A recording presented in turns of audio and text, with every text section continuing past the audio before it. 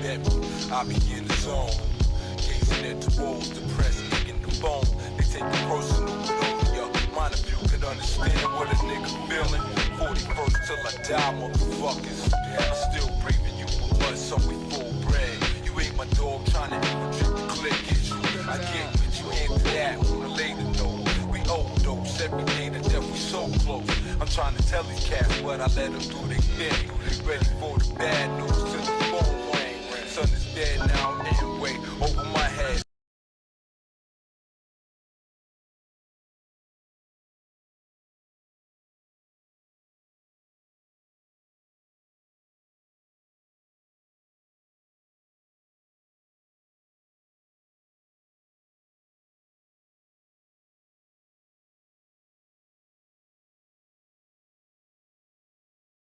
Should work like this, so let me just wait a bit.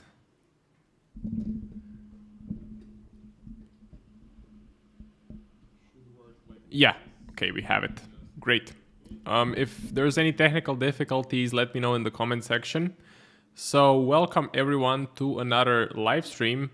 We had one last week and now we are doing another one. I didn't stream on Trader Nick. So I did not stream on Trader Nick. Hey Sluggy, what's up? How are you doing?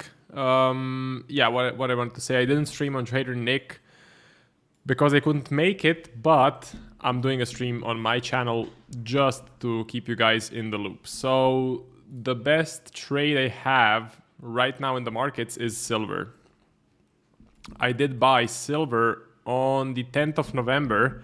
So basically on Monday, I got in on a buy setup right at the daily close of this candle, and this turned out to be a pretty good position. I took 50% off this morning. So when I woke up, I took 50% off because we were right at the top. So we were right at this resistance level. And we actually got the news that the US government is probably going to reopen. I think it's pretty definite by now. So I think it's actually 100% certain if we just check. So what I use is I use financial juice and no, so this is not it. Let's see here for Forex. Or is it? Is it there? Yeah, financial juice can be a bit slow. This is only the free version. It's a bit buggy as well. So let me see. Yeah.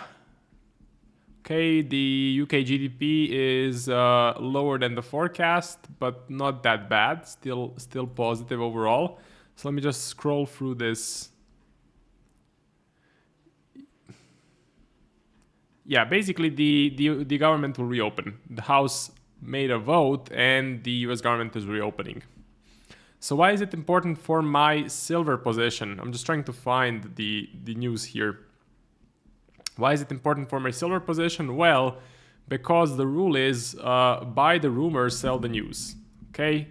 Very, very common trading edge in the markets is when you get a specific rumor, if you believe it's actually going to happen, you should buy the rumor, and when the actual news hits, you're going to get a sell-off. So that's kind of exactly what happened here.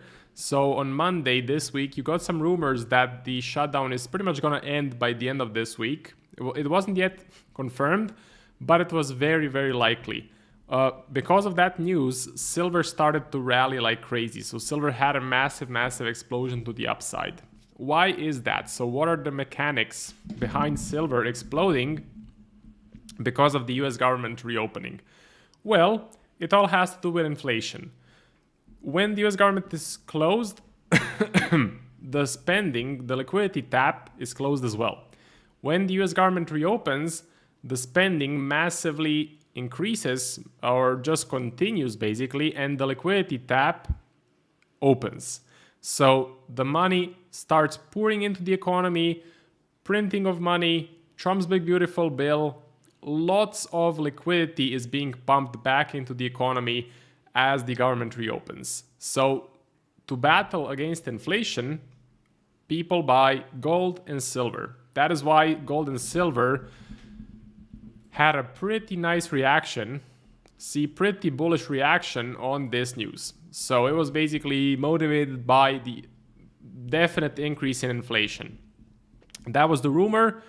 Today in the morning, we did get the news that the shutdown is actually going to end. So it has been confirmed by the House. The US House made a vote, and they will stop. They will basically reopen the government. So we got a sell-off right there. We got a bearish reaction on silver. We got a bit of a sell-off. We also tapped into this resistance. So it's funny. It's pretty funny how it works, because you get technical analysis that is in line with the fundamental analysis. So 2 reasons for me why I sold half of my position. First reason was, as I told you, the technical reason. We hit a all-time high level. And the second reason was fundamental reason. Basically, the buy the rumor, sell the news. So because the news hit, we should sell. Now, I am still holding 50% of my position.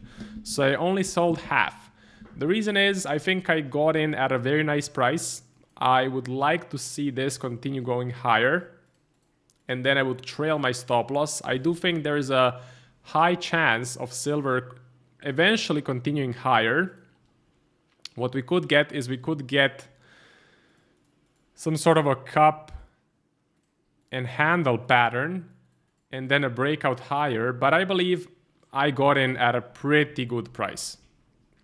So I'm keeping 50% open. I'm trailing my stop loss, and that is the general game plan. I think this has definitely been the best trade that I have had in the last...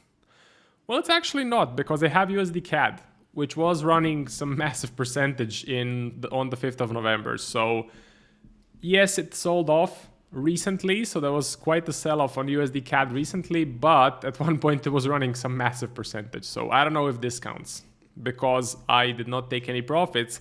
I essentially kept this trade going, and now it's around break even. Not the best. Sluggy says that was a good attempt on silver. This year markets don't want to give any pullbacks. Yeah. So I mean, you got a pullback right there, which is exactly what I have been waiting for. Sort of a 10% pullback. Actually 16% pullback. I would say that was quite healthy. So it shook out the weak hands. It shook out the weak buyers. It made it stopped out the weak buyers, and now we are potentially ready to continue going higher. We also then broke out of this small range. I was considering a break and retest as an entry, so a retest of this level somewhere here, but then I decided to actually go in with a market order, because in the past, this year, I have had multiple occasions where I didn't get taken in and the price just exploded higher. I was heavily looking for buy setups during this price action.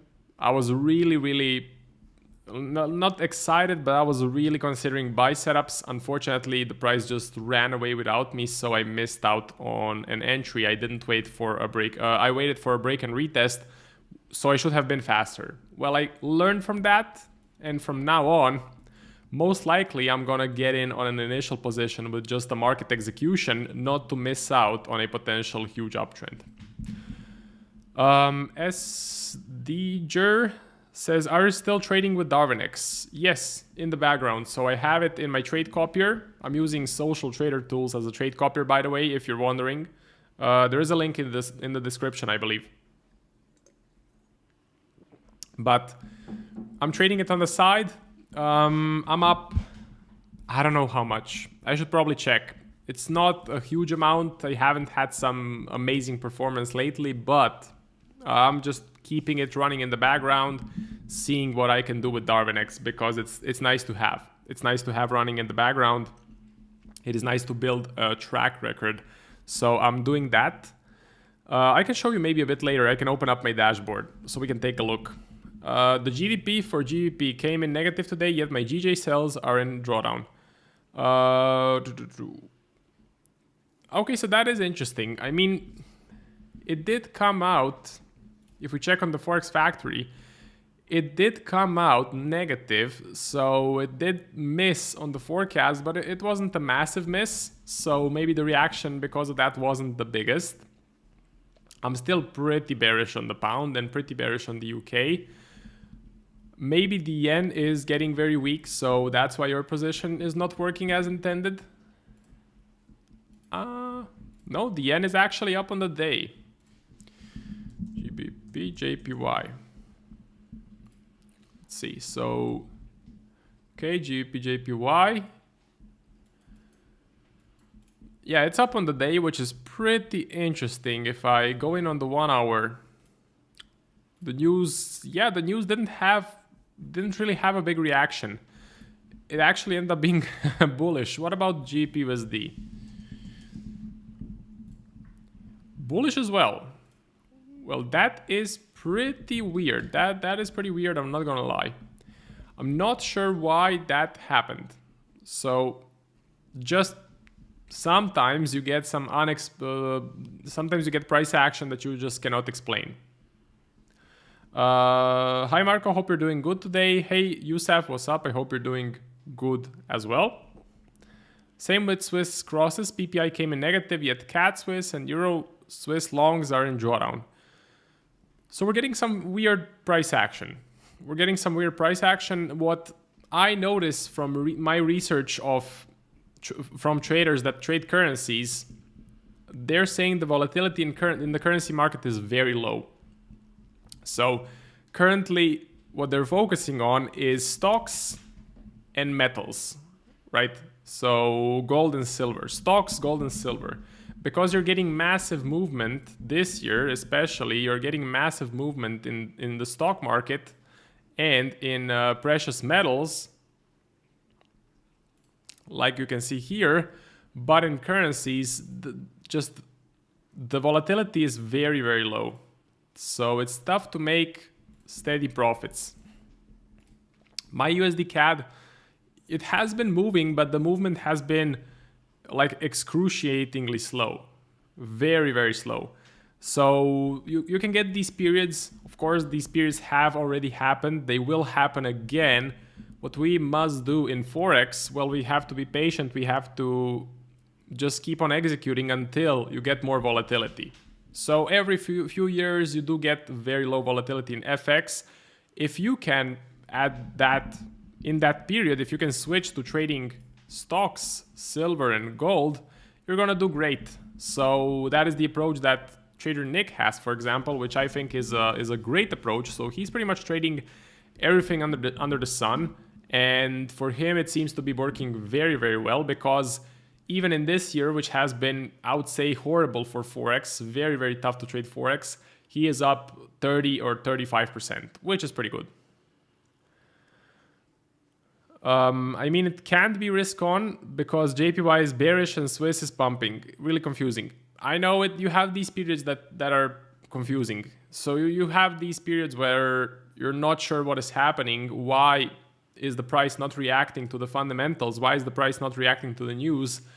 That's why we don't have a 100% win rate, you know? So that is why our win rate, if you can have 50%, that's absolutely amazing. So if you're gonna have 55, 60, you're already in the top 0.0.0.01% of traders. So traders can only hope for a 50% win rate. That is just how it works.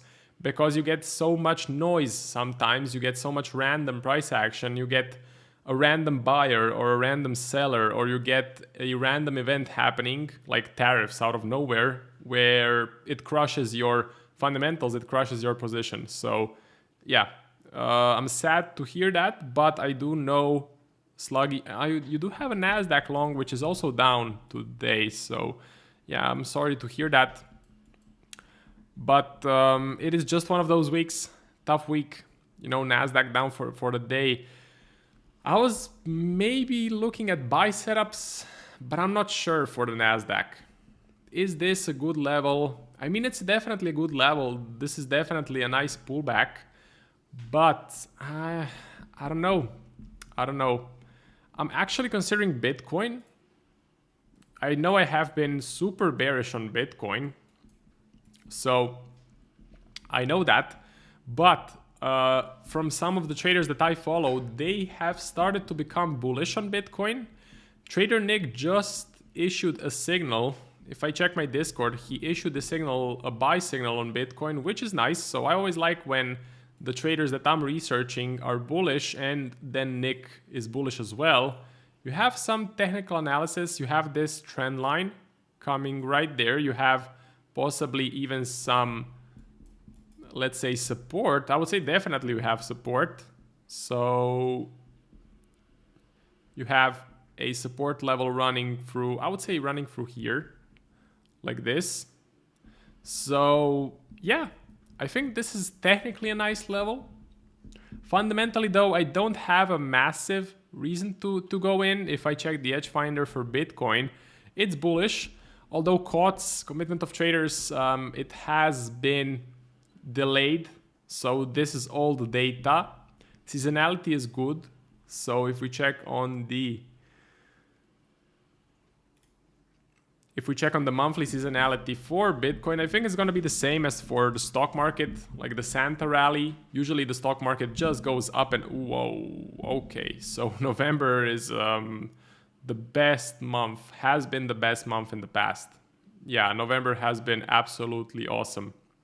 December as well, rockstar months. October, the same. So Santa rally for Bitcoin should be there. The worst month seems to be September, maybe like April, January. This looks great. So this looks absolutely awesome for the end of the year.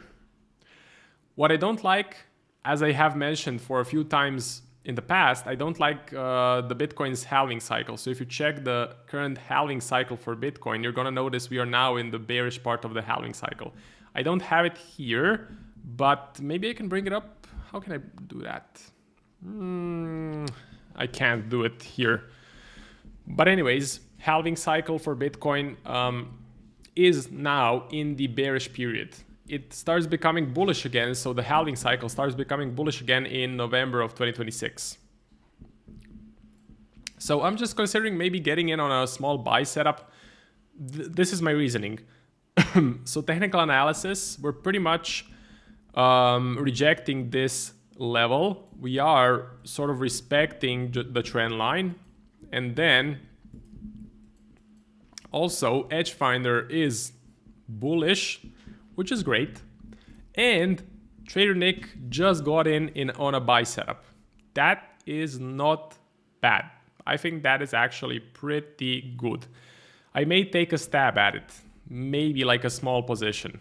We shall see. Okay.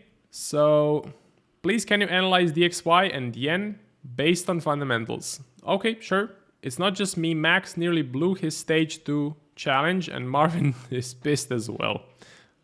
So yeah, Sluggy's talking about the folks from the A1 Discord. If you want to check it out, they're running a massive sale, like 45% off this month with my code, which is MARKO. So if you just type A1 Discord.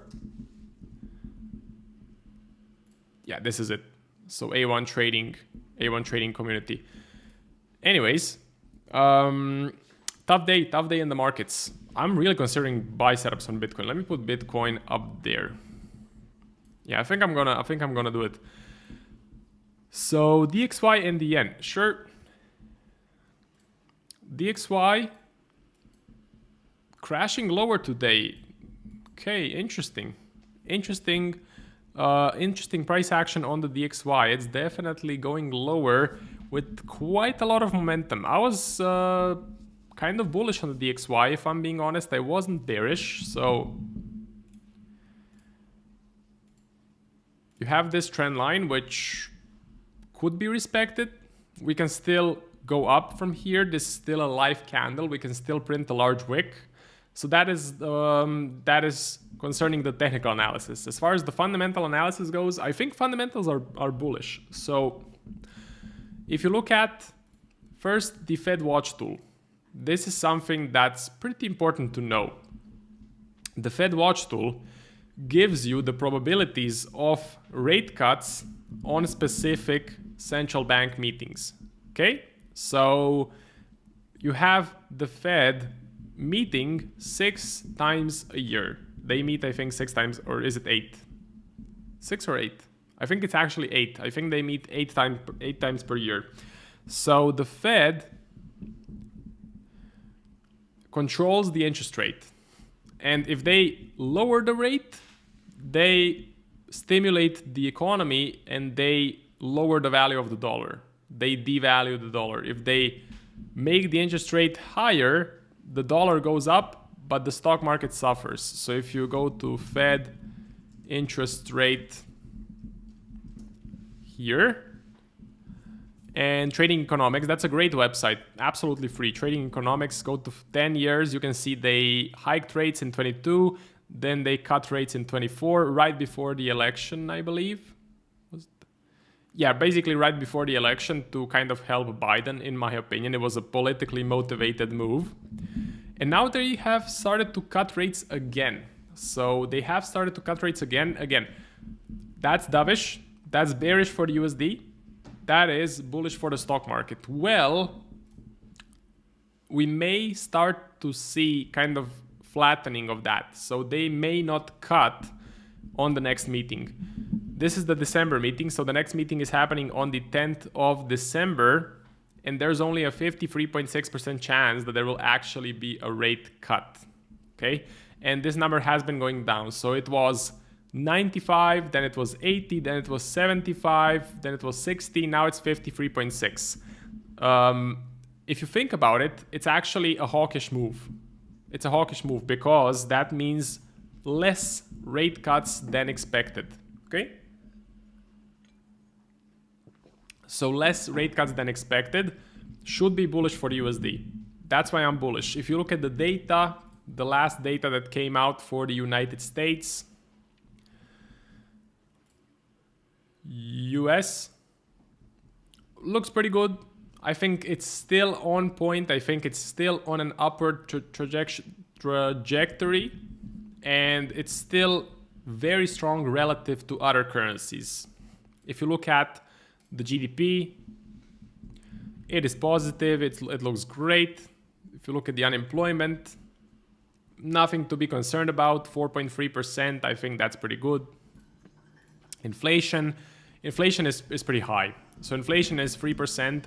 That is still pretty high. So that is one concern, but I would say net, the US is doing better than most other currencies. And what does the DXY do? The DXY measures the strength of the dollar relative to all of the other currencies. So I think this goes up. As far as the yen goes, for the yen, I'm not sure. It's currently in a downtrend. There has been an unexpected prime minister. Her name is Takaishi. So yeah, her name is Takaishi, and she is actually dovish. So you recently had prime minister elections in Japan. The guy that was supposed to win was hawkish, but the actual winner, Takaishi, she is dovish. So that was unexpected. What did I just mention? Dovish is bearish for the currency. So if I had to pick a direction, I would say it's down. I would say JXY goes lower. Yeah, I think JXY does go lower. I think that could be a good play. Okay. So should maybe be an interesting position on USD yen. If you want to buy USD yen, it's in an uptrend. It looks pretty healthy, looks pretty strong. Why not? I think this is also an interesting trade to have. One thing I'm worried though, the Bank of Japan, they love to do interventions. So they love to go in and sell a bunch of, or buy a bunch of yen, right? To make this thing go down. Or sell a bunch of dollars, whatever you prefer. I think they're buying yen. So yeah, they're selling dollars for yen, I guess. The last intervention was in July of 24. I made a bunch of percentage. So my best trades were in July of 2024, shorting the yen pairs. And it was a massive, massive move. you can see just the massive power of an intervention. You may ask, why do they do this? Well, it is to make Japan competitive in the markets, right? To keep the price in a sort of an equilibrium where it suits Japanese companies and it suits Japanese people, and imports are not extremely expensive. So that's why they do it. They try to keep the exchange rate at a favorable level for its own companies, for their own companies, for their own citizens. I'll buy Bitcoin too. It looks attractive. I think Bitcoin is a good buy. I do think that. Oh, this is gold. Just maybe a small position. Doesn't have to be massive risk. It can be like maybe 0.5%. So I think it's a good play. As I mentioned, most of the traders that I'm closely following are actually right now long Bitcoin. So they have a position in Bitcoin. Where's the stop from Nick? Let me see. If I go to the A1 Discord, you're not gonna see this, but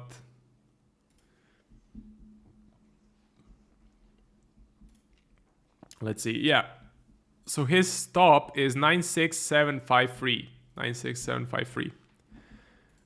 96753. Whoa, that's quite tight for a stop loss. 96753. I would probably have my stop loss a bit lower at maybe 995. I think 95 sounds like an okay level. So yeah, we'll think about it, but most likely I will have a wider stop loss than Nick. Okay. So have you, or Yusuf says, I'm still bullish on DXY, hopefully. Yeah.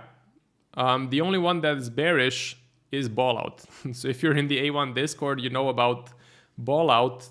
He's a member of the Discord, and he's super bearish on the DXY. He has been calling for the DXY to crash all the way from, I think it was 18th of September, and DXY just kept on crushing higher, and then it hit 100. So he's calling for DXY to 95, which I personally think is not going to happen in 25. And I don't think it's going to happen in maybe late 26 if it does happen. But I think a sort of a bottom has formed on the dollar. I think we don't go up much lower than here. I don't think that's going to happen. So have you ever considered watching ICT to get a feel of what he teaches, to come up with an opinion of what he says? I have never watched his content, or I think I've seen at least some of it. But I would never consider his opinion for my personal trading, because he's a proven scammer. So it's been proven that he blew multiple accounts, he entered multiple trading competitions, and he always lost massively. So he always ended up negative. And he has some crazy stories about how he developed his strategy. Basically, FBI abducted him, and then they kept him in a van with a bag on his face, over his face, and then they taught him the secret sauce, the secret strategy. If you believe that, well, you should also believe in Santa Claus as well. So I think he's full of crap. He doesn't know what the hell he's doing, but he's a master at marketing. So if you want to learn marketing, he is the guy. Hope that helps. Please don't learn anything from scammers. 97.5% of scammers out there on the internet are fake. So just off the top of my head, Lambo Raul, Mamba FX, TJR Trades, ICT, Bernd Skorupinski guy, all fake. So they're all scammers, just marketing experts selling you a course. The legit traders are Iman Trades, Trader Nick, of course, Chris Pulver, James FX, or what's his name? I think it's Elite Traders, James from Elite Traders. And there's a couple more which I cannot name off the top of my head. But Yeah, and you have that Brad Gong guy. He's a massive scammer. You also have, he's pretty funny. I forgot his name, but anyways. JadeCap, I think actually JadeCap may be legit because he apparently got a job at a real prop firm and he's now trading multiple 7 figures in capital, or yeah, multiple 7 figures in capital. That's at least the story. I think he actually is a profitable trader, JadeCap. And he apparently trades ICT. Well, if he is profitable with ICT, he must have amazing pattern recognition. So he must have some crazy pattern recognition and sort of a sixth sense for the markets, because ICT strategies, they work for a while, for a couple of weeks, and then they completely stop working.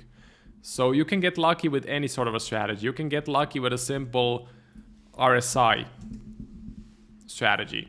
You can have some good months, good weeks, maybe even a few good months, but eventually the market conditions will change and you will lose all of your profits. So you'll essentially be a break-even trader, but in trading, you can never be a break-even trader because you have to pay commissions, you have to pay fees, you have to pay swaps, and then you are net negative. So being a break-even trader is impossible. You're always going to end up negative because of all the fees. So the brokers always make money. That's why being a broker is one of the most lucrative ways to make money in this finance niche. Or being a prop firm, but prop firms are a bit harder to sustain. Yeah, because you get a couple of profitable traders and then they can absolutely blow you up. So this is my watch list, by the way. I covered the Nasdaq. We talked about Bitcoin. But I can mention the Nas once again. I'm not sure. I don't want to buy here. I just don't. I would rather buy Bitcoin. For the Nasdaq, I think the AI story may be a bit over. So I think the whole AI bullish narrative, it is a bit overrated. It's getting a bit flat. You can look at Meta. So Meta used to be super bullish when they kept announcing massive spending into AI. Well, they announced massive spending into AI once again. Just a second.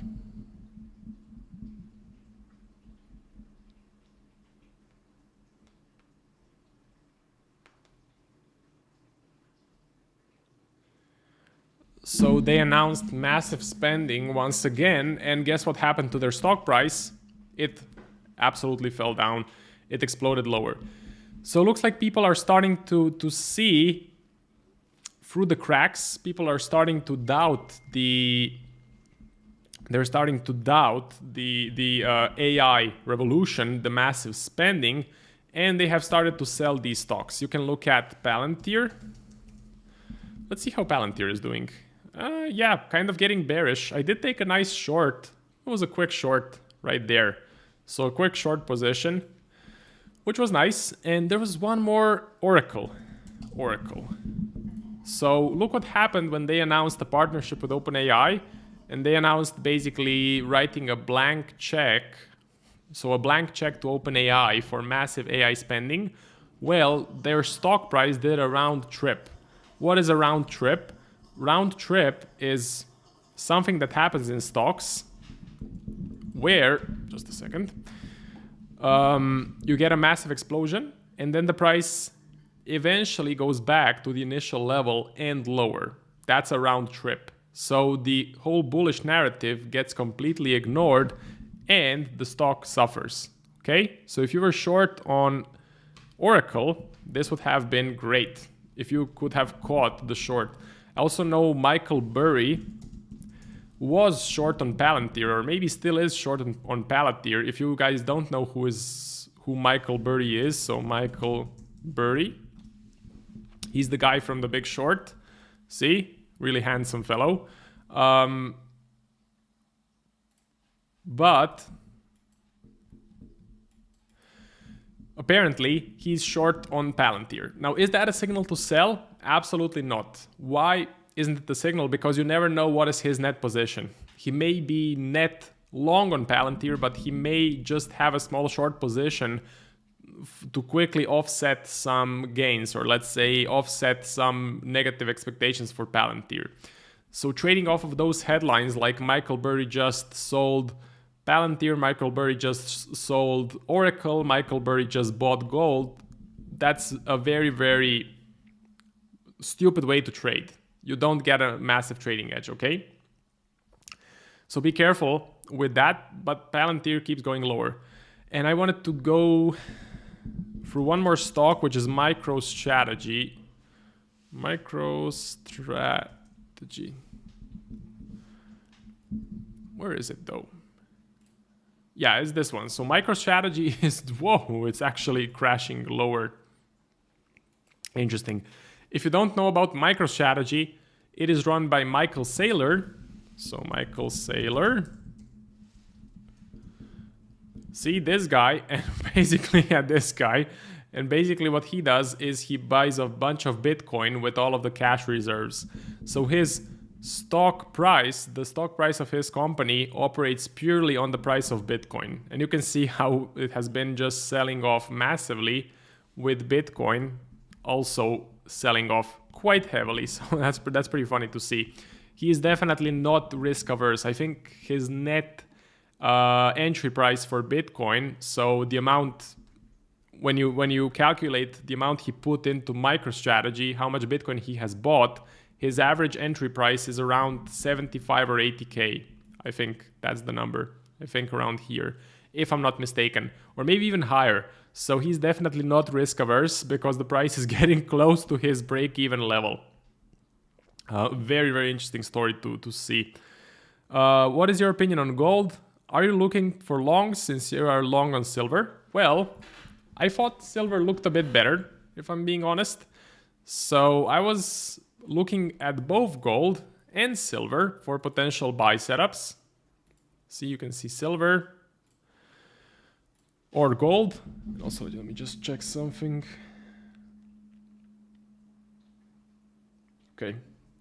Yeah, I was looking at gold and silver, but I just thought silver looked a bit better. I saw silver breaking out of this flat range. In the end, it was a good decision, but it was just pure luck. You know, there wasn't one definite reason why I got into silver compared to gold. I just made a lucky pick. Okay, I just made a lucky pick and I bought silver. If you look at the gold to silver ratio, let's take a look at that. So gold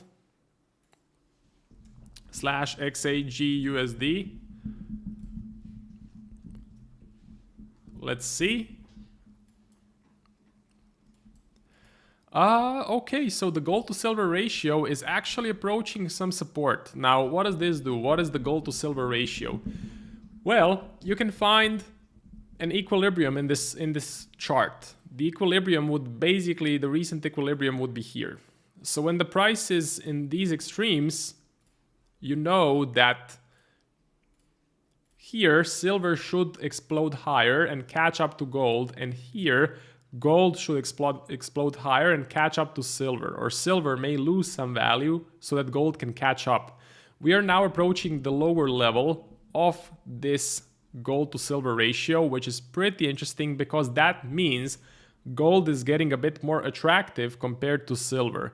Now, it's not the sole reason to do something in the markets, but it is another extra confluence so that when you're looking to buy gold or silver, if the price is here, you may say, I'm actually going to buy gold. Or when the price is here, you may say, I'm actually going to buy silver, right? So that is why this chart can be pretty handy. I remember I actually bought some silver when we were here.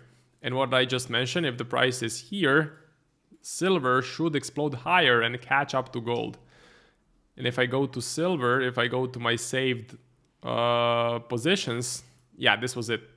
So I bought silver on 24th of June and it made a pretty nice move higher, and it was an okay trade. It was an okay position. So hopefully this one gives me some profit as well. By the way, I already So I already closed 50% this morning. And I have the rest 50% running. Robohola, hello, what's up? How are you doing? Sluggy says, Aussie story, RBA focuses on controlling inflation, not much happening as last information came in hot, and today unemployment also positive. Okay, let's see.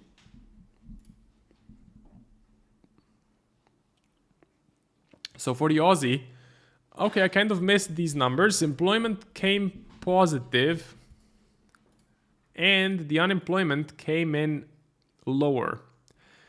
I did have a small position on Aussie NZD, which did get taken out, unfortunately. Yeah, so I unfortunately did get stopped out of this small position. Was it because of this positive news on the Aussie? Most likely it was. 1 in the morning, Thursday. Yeah, that was it. This data caused the Aussie NZD to explode higher, and it crushed my position. Just to refresh your memory, why was I selling Aussie NZD here? Well, the reason was we were at a pretty crucial level of resistance. And I wanted to fundamentally sell the Aussie because if you look at XME, which is metals and mining industry, so metals and mining was getting really bearish. And Australia, 30 or 40% of Australia's GDP comes from exporting metals and basically the mining industry. So if there is less demand for the industry, there is less demand for Australia's exports, there is less demand for the Aussie dollar, and the price of the Aussie dollar should go down. Unfortunately for my trade, it did not happen. Instead, Aussie NZD just kept crushing higher in this particular case. Mad Thing says, so you trade a mixture of GT and fundamentals, correct?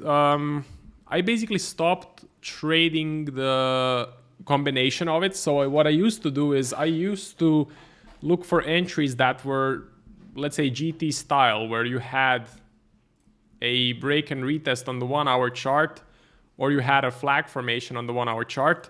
Well, I stopped doing that because I found that by waiting for a perfect entry, I lost out on massive positions. So I lost out on a couple of entries on silver. That is just not good. So what I started to do is I just started to go in with a market order.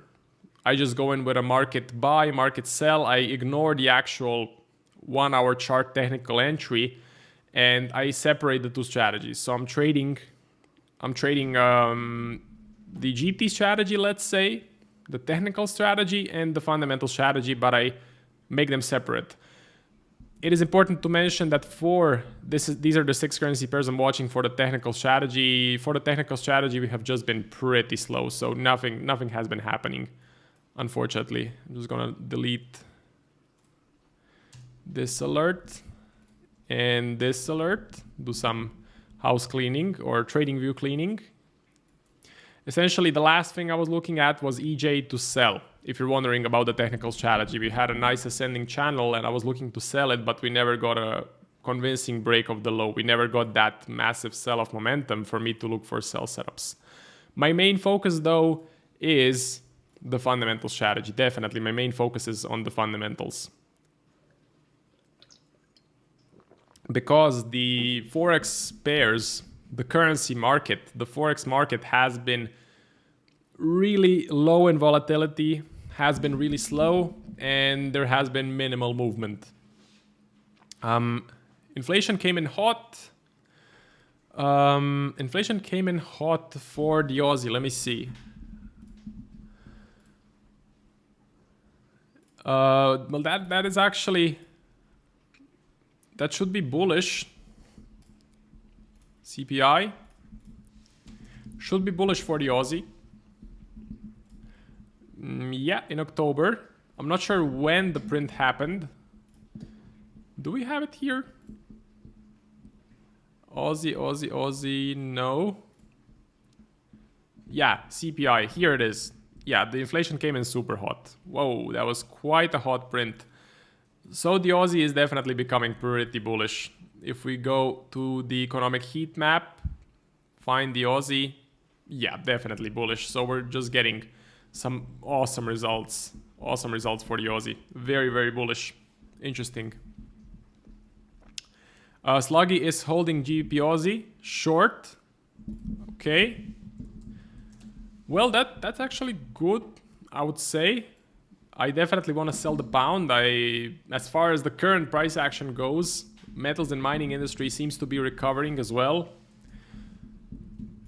We seem to be getting some bullish moves. Also, gold and silver seem to be moving higher. So Aussie, I actually have started to like. Pound Aussie, again, selling the pound Aussie, I think that's a pretty good idea. I think that's a pretty good trade. We are bullish on the day, but we are still below the 20 MA. 20 MA, I just love to see it. I just love to see the price respect the 20 MA if we're trending up or if we are trending down. In this case, there is a downtrend, so the price is respecting it and just cannot seem to crush it higher. So not a bad trade idea at all. What does the edge finder say? It's probably gonna be bearish.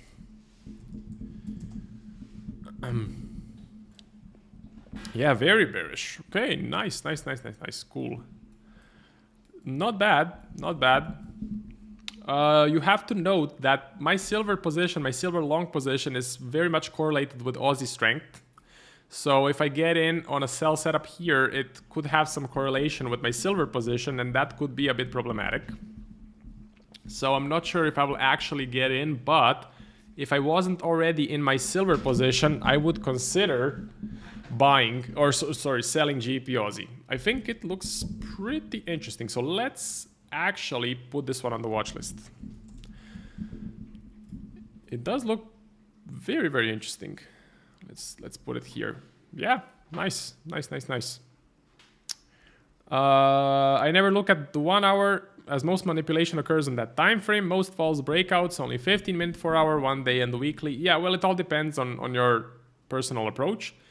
Thank you, Marco, for the analysis. No worries, no problem, Youssef. Sluggy, and also let's not forget that unlike the Fed, RBA goal is controlling inflation. Okay, so they may become hawkish. Let me see the RBA interest rate graph. On which kind of path are they on? They're on the path of cutting rates. Yeah, they're definitely cutting rates. They may pause a bit. They have paused.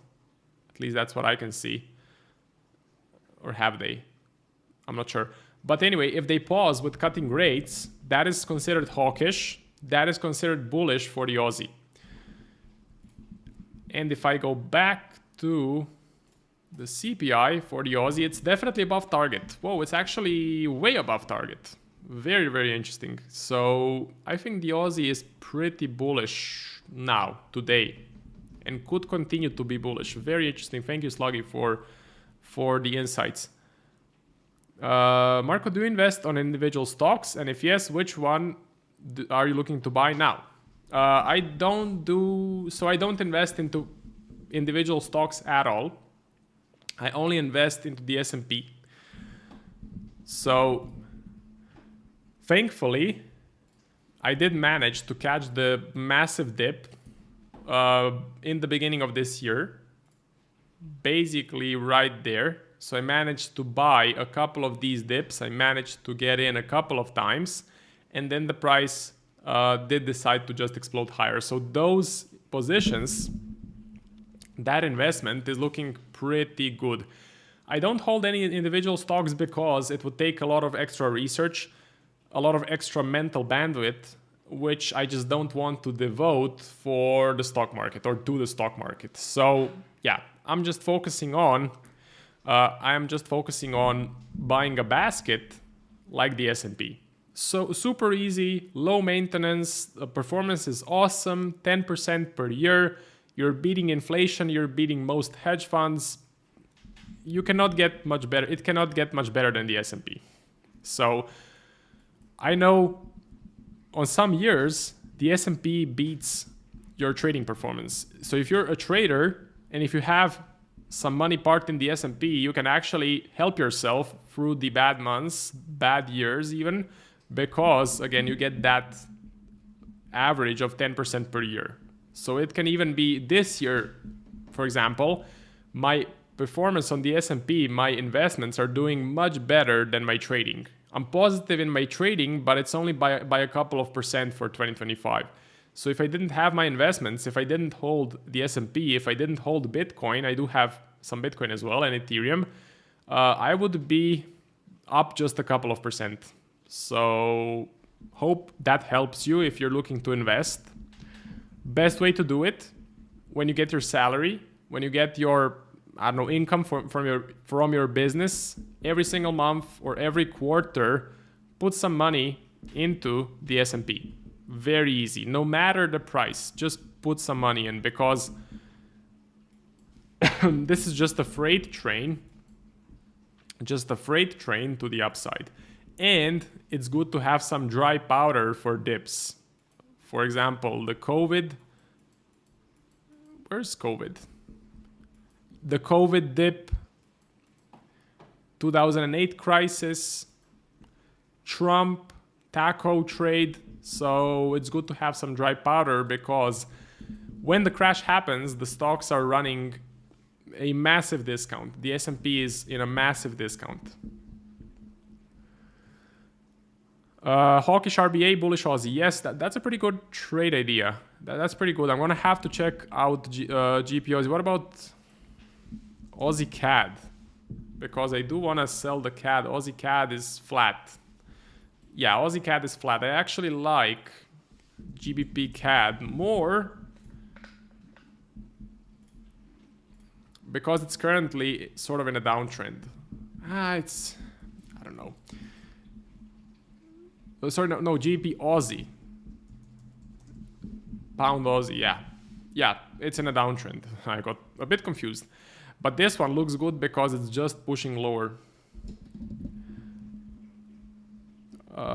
I just bought UNH, seems good for long returns. I also do the S&P and the Nasdaq. Okay, well, if you do your research, if you put in the work, if you put in the screen time, and if you have a clear trading edge, if you have clear reasons why you're buying something, then that is great. But for me, I'm trading currencies, indices, metals, crypto. So I don't have a lot of time, and I don't want to investigate individual stocks. I know Trader Nick has a specific software called the Stock Box. So A1 Trading Stock Box. See? Advanced market scanner for top stocks. This could be a huge help, right? So you can consider this. But for me personally, why would I put in so much work when the S&P already has outstanding performance? You know? And as I mentioned, it is very, very, very, very tough to beat the S&P. For example, in 25, the S&P is up. Let's check it out. 12%. I would say that is pretty good. And if you manage to buy the dip at the, let's say, the middle of it, you would be up 22.4%. That is absolutely amazing. Very, very few investments in the world will yield a 22.4% return. I know the stock box, but I have another tool that I use, and I have been doing this for more than 5 years now. Well, that is great. If you have a clear trading plan, if you have a clear trading edge, if you have been getting good results in back testing and in live testing, just continue executing your edge. Same thing that I told Max.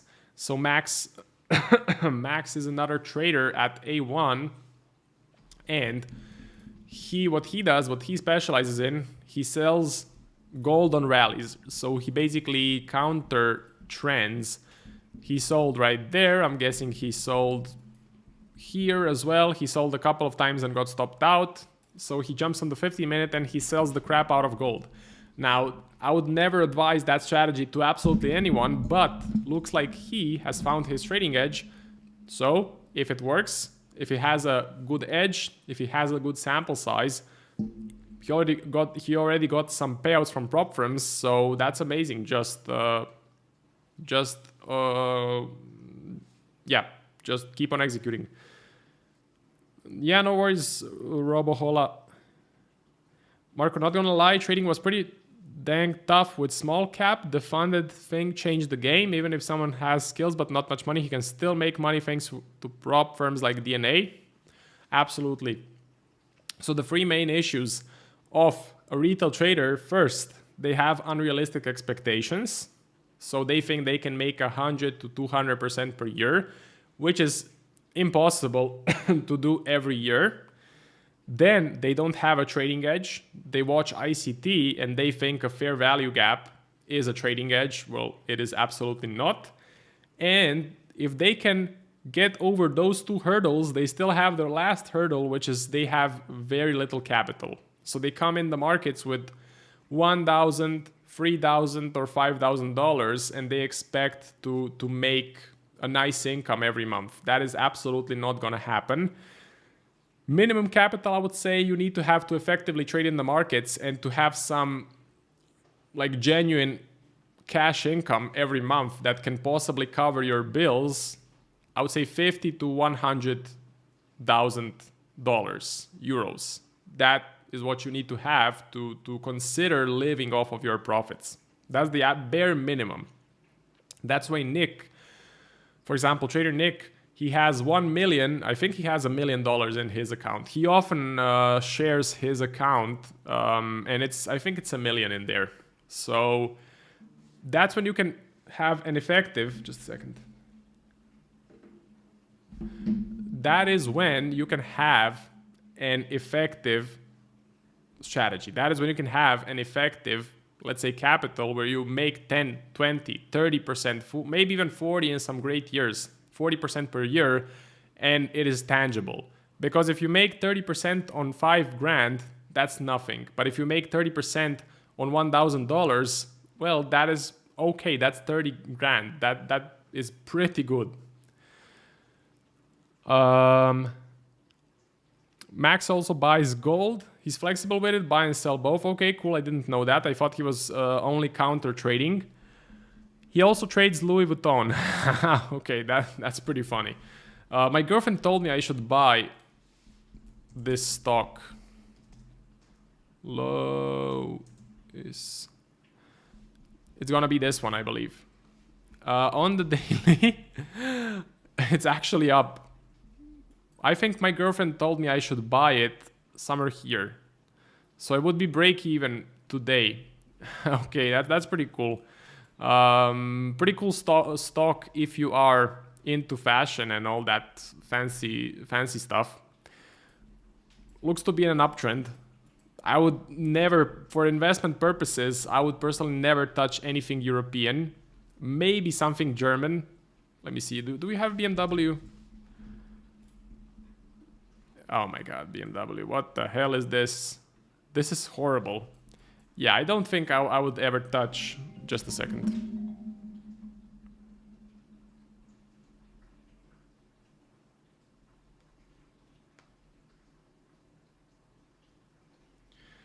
Always someone calling me at 6 p.m. Anyway, I would never buy anything European as far as the stock market goes, because if you look at the DAX,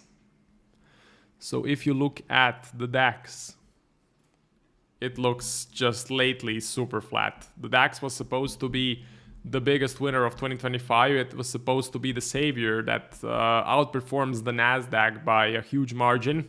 Well, it absolutely did not happen. Instead, we just went super flat. So the US is still the best option when it comes to investing. They're still the biggest winners out there.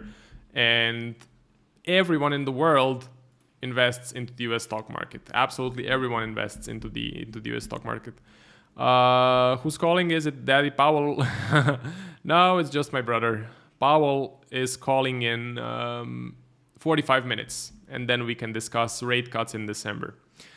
So that's about it for my rant. If you guys have any last minute chart requests, make sure to put them in the chat because I will be wrapping up this stream. Let me see if I missed anything. So now you know my watch list. Thank you, Sluggy, very much for the pound Aussie trade idea. I think it's pretty interesting. I'll probably place a buy trade on Bitcoin right after the call. So if you're in the A1 Discord, you're gonna get this as a signal, okay? Silver, I'm in and I'm trailing my position. USD CAD, I'm in, trailing my position. I'm pretty sad that we had an explosion higher and then we just completely went lower. But that is how the markets work. S&P, US 30, Russell, DAX doing absolutely nothing. Nikkei in a massive explosion actually, so the Nikkei looks very, very nice, very bullish. Yeah, the Nikkei looks great. Personally, I don't have any clear fundamentals on the Nikkei, so I would not be, I don't have a massive reason to buy it, but technical analysis looks great. Yeah, this just looks super bullish. Gold bullish, platinum flat, copper doing nothing. Copper is very hard to trade. Ethereum is bearish. I would not be looking to buy Ethereum. I think Ethereum is not such a great play. I think Bitcoin is a better buy. Ethereum is massively manipulated by all of the US companies buying a bunch of it to artificially inflate their stock price. VIX is up, which means the stock market is selling off. US oil is steadily going lower, which is good for us at the gas station. Well, maybe for you guys in the US. For me, it doesn't really matter. It's always the same price. They rip you off every single time. But in the US, you're definitely going to feel this. As far as trades go, I avoid taking setups on oil because it's highly impacted by geopolitics. DXY, I'm bullish on the DXY. I told you all of the reasons at the beginning. JXY, I'm more bearish, neutral to bearish. TLT, actually, let's check out the bonds. Bonds are going up. Bond yields, the US government would want to see bond yields go down. They're actually going up. So not the best story for Mr. Trump because he wants lower yields so that the US debt is cheaper to repay. But still, from January 25, the yields have crashed quite a lot. So from when Trump took over, from the 15th of January, let's see in percentage terms, the yields went down minus 14%. So the US debt became cheaper by 14% to repay, which is good. That's good. For assets play, we would want a dovish tilt by the Fed. Yeah, but I have a USD CAD long, so I would maybe want to see a pause so that the dollar gains a bit more value, because that would be hawkish. But since I'm going to be buying Bitcoin, I would like a cut, so I will probably be positioned for both outcomes, which is the best thing. I'll be hedged, basically. I will keep an eye out, definitely. That wraps up the stream. Thank you guys very much for watching. If you want to join my Griff's and mine Zentum trading community, you can do so. Join for free, get my free daily forecasts, and get a free monthly newsletter, basically telling you about the trades we have taken, what has been happening in the markets. So this is it. Just go to the Zentum trading website, fill out this information, click join Discord, and well, I'll see you inside. It's absolutely free, and if you want to become a paid member, you can do so as well. Thank you, Sluggy, very much for the comments. Thank you, Youssef. Thank you, Robohola. Thank you, everyone else, for your comments, and good luck in the markets. I'll see you next week. Yeah, by the way, if you're wondering when will be streaming, I post all of the updates on my Instagram. So at Marcos Trading Journey is my Instagram account. You can find it in the comment section or in the chat. Follow me, and on my story I post all of the times and updates when I'll be streaming. Usually I stream on a Thursday at 4 p.m. London time. Thank you very much. See you. Goodbye.